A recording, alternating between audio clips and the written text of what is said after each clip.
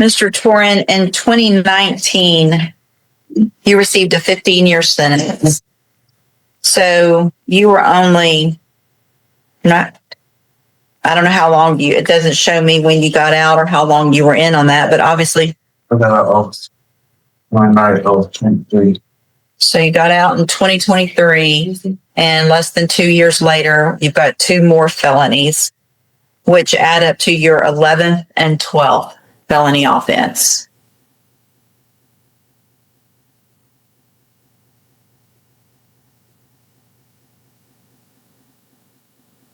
Okay, you're fully Torin.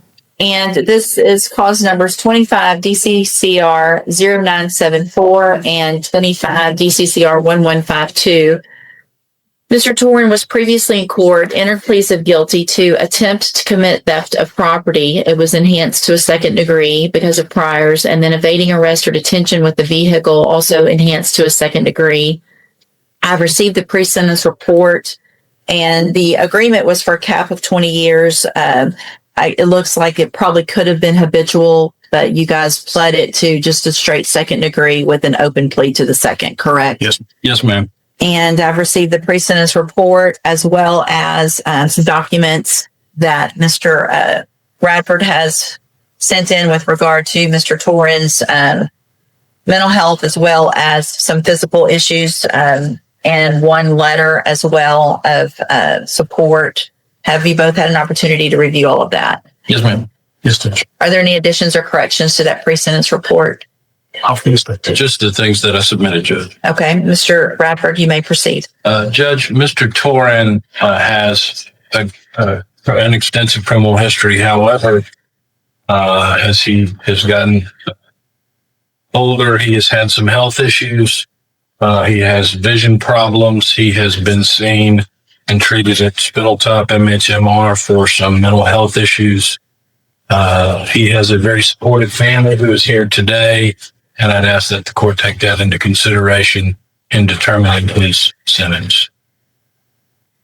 What is the status of parole? I think we're going to hear about it. No, wait on the way. We're on this. Okay. Mr. Smith? Judge, his extensive criminal history going all the way back to his juvenile years tends to show more about what he is and what he does than anything else. He's been given probation. He wasn't able to complete that. He has been sentenced to multiple long sentences in prison, and that seems to be the only thing that has kept him from committing new crimes in society, was the fact that he was incarcerated. I don't feel like probation is appropriate. We would ask for, we have given him consideration by coming off of the habitual. Mr. Torin, in 2019, you received a 15-year sentence. So you were only I don't know how long it doesn't show me when you got out or how long you were in on that, but obviously. I got out of 23. So you got out in 2023, and less than 2 years later, you've got 2 more felonies, which add up to your 11th and 12th felony offense. And I understand the issues with PCP. It looks to me like that's more of an issue than anything else. I understand there's some mental health issues, but you, as a grown man, have had every opportunity to get help and try to get in TDC, out of TDC, to live your life outside of prison, and you've chosen not to do that. Your only time clean is when you're in custody. That's what you told the person doing that substance abuse assessment.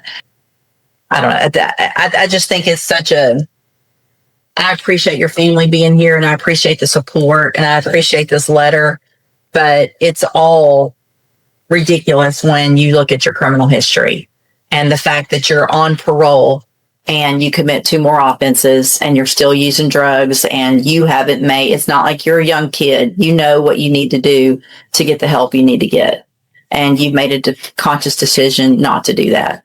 So this time in cause number 25 DCCR 0794, and this evading was crazy. I mean, you could have killed people.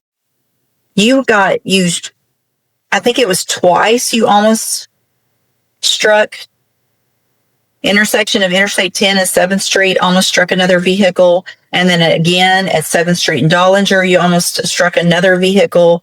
You crashed through a fence. Then you continued to flee after you crashed through a fence and crashed again and finally came to arrest. I mean, it's not like you just kind of sort of evaded.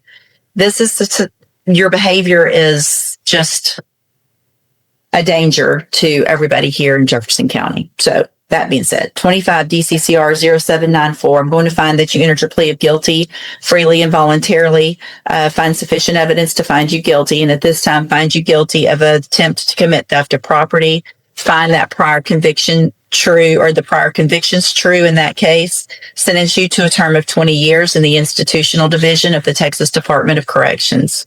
And clause number 25 DCCR 1152, find also sufficient evidence to find you guilty, and at this time find you guilty of evading arrest or detention with the use of a vehicle.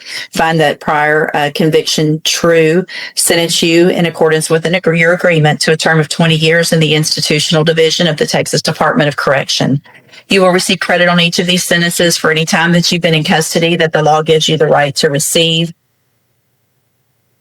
I'm handing you, and they will run concurrently, which means together at the same time. I've handed you the trial court certification that shows these were agreements. I followed. You've waived your right to appeal. I've also handed you a written admonishment regarding your ineligibility to possess a firearm or ammunition. Because of the judgments entered against you, you're ineligible under Texas law to possess a firearm or ammunition. Possession of a firearm or ammunition could lead to charges against you. Firearm is a legal term. Read that. You should already understand it. But if you have any questions about the laws that make you ineligible to possess a firearm or ammunition, or about how long that lasts, you can talk with Mr. Radford. All right, you can go back with the bailiff. Yes, sir. Some says this.